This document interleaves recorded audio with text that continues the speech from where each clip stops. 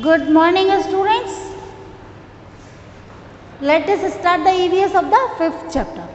We have completed part 1, 2 and 3. And let us start the 4th. Chapter number 2, Migration of Families.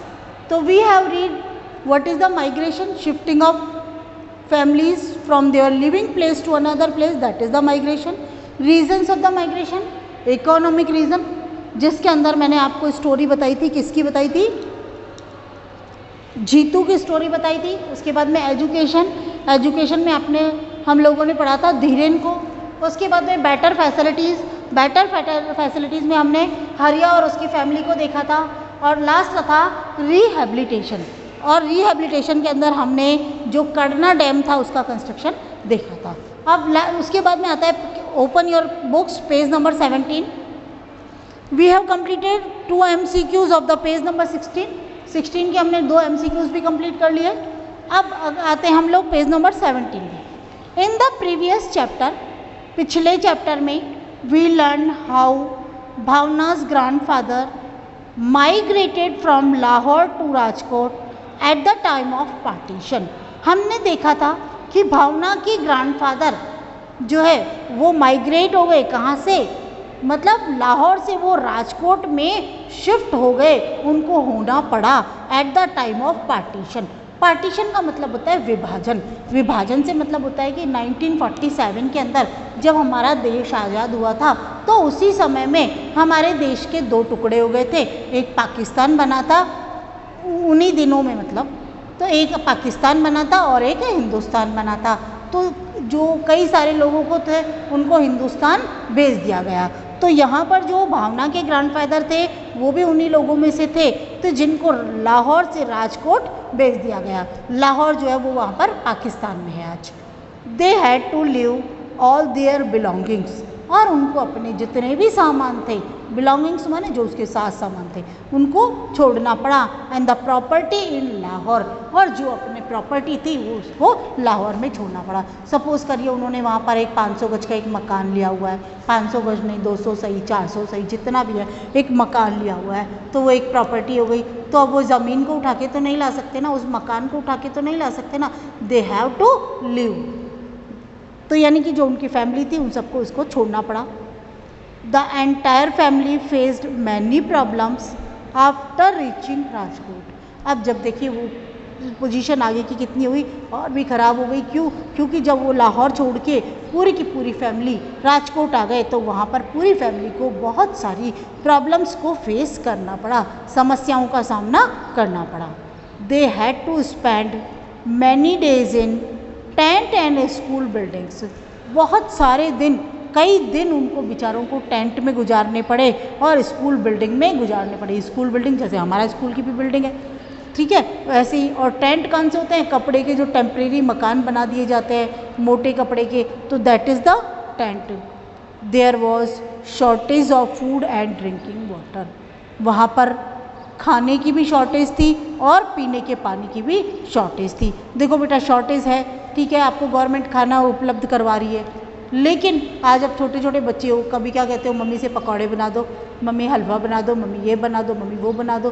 तो अगर आप tent में रहते हैं और इस तरह से जो टेम्परेरी हाउसेज है वहाँ पर रहते हैं तो this is not possible.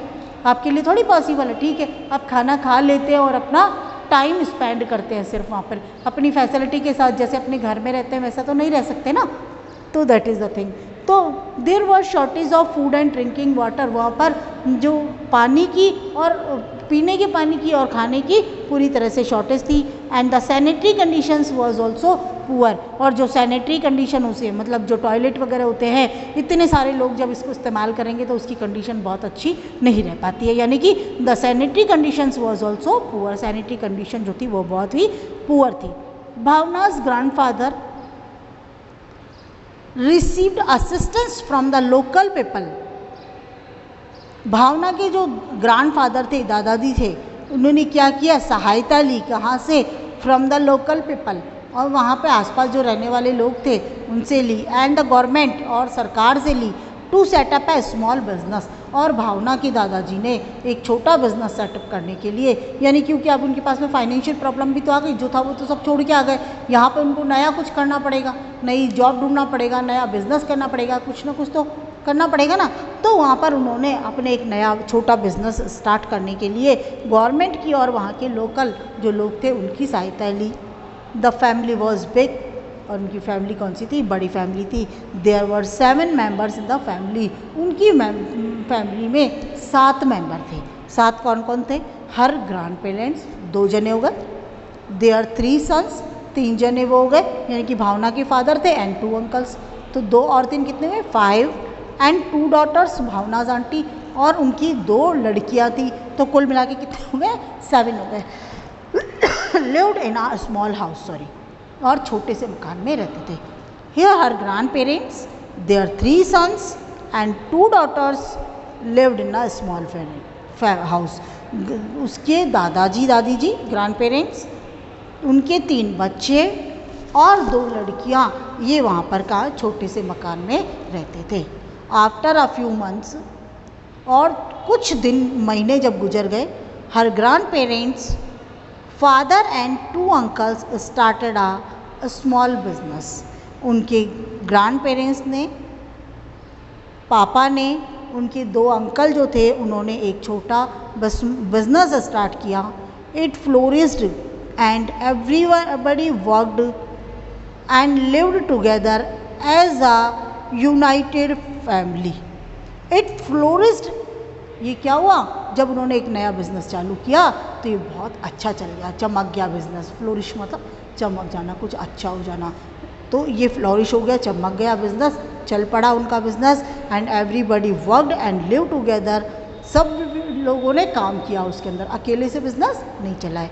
And lived together as a united family, और वो सब साथ साथ रहे, कैसे? एक मजबूत इकट्ठी फैमिली बन के, एक जॉइंट फैमिली बन के। दे स्ट्रेंथन देयर बॉन्ड, उन्होंने अपने बीच का जो बॉन्ड था उसको मजबूत किया। By giving respect to elders, और पहले उन्होंने कैसे मजबूत किया? 2 तरीक़ों से। एक, बड़ों को उन्होंने सम्मान दिया, and loving the young ones, और छोटों को प्यार दिया। तो उन्होंने अपने बीच के जो बॉन्ड था उसको बहुत अच्छा कर लिया, मजबूत कर लिया। कैसे कर लिया? 2 तरीके हैं।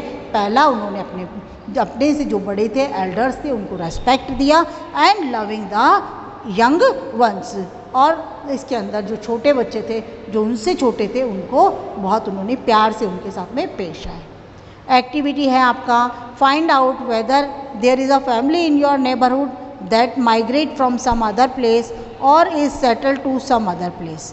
तो आप सबसे पहले आप अपने आसपास में फाइंड आउट करिए कि ऐसी कोई फैमिली है जो कहीं से आई है या जो यहाँ से जाके कहीं रह रही है। Collect the following information and write the given space.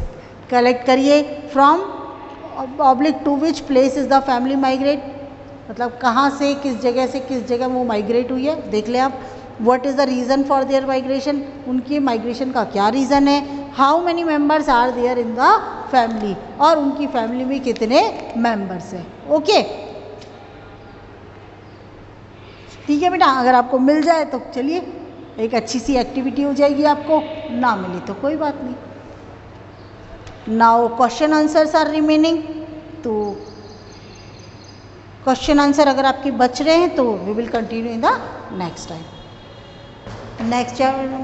Next lecture. Okay, thank you.